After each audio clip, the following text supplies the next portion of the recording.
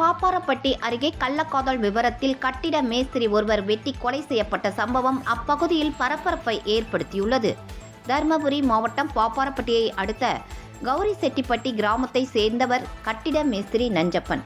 இவருடைய மனைவி மஞ்சுளாவிற்கும் பிக்கம்பட்டியை சேர்ந்த ஓட்டுநர் கஜேந்திரன் என்பவருக்கும் இடையே கள்ள தொடர்பு இருந்ததாக கூறப்படுகிறது. இதனால் நஞ்சப்பனை விட்டு பிரிந்து மஞ்சுளா கடந்த 10 ஆண்டுகளாக கஜேந்திரனுடன் வசித்து வந்ததாக கூறப்படுகிறது. இதனால் அடிக்கடி நஞ்சப்பனுக்கும் கஜேந்திரனுக்கும் தகராறு ஏற்பட்டதாக கூறப்படுகிறது.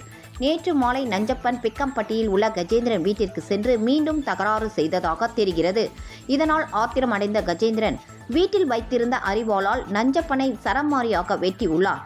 இதில் படுகாயமடைந்த நஞ்சப்பன் சம்பவ இடத்திலேயே உயிரிழந்தார். தகவல் அறிந்து வந்த பாப்பாரப்பட்டி காவல்துறையினர் நஞ்சப்பனின் சடலத்தை கைப்பற்றி உடற்கூர் ஆய்விற்காக தருமபுரி அரசு மருத்துவக் கல்லூரி மருத்துவமனைக்கு அனுப்பி வைத்தனர்.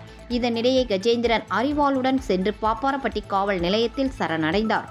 அவரை காவல்துறையினர் கைது செய்து விசாரித்து வருகின்றனர். இச்சம்பவம் அப்பகுதியில் பரபரப்பை ஏற்படுத்தியுள்ளது.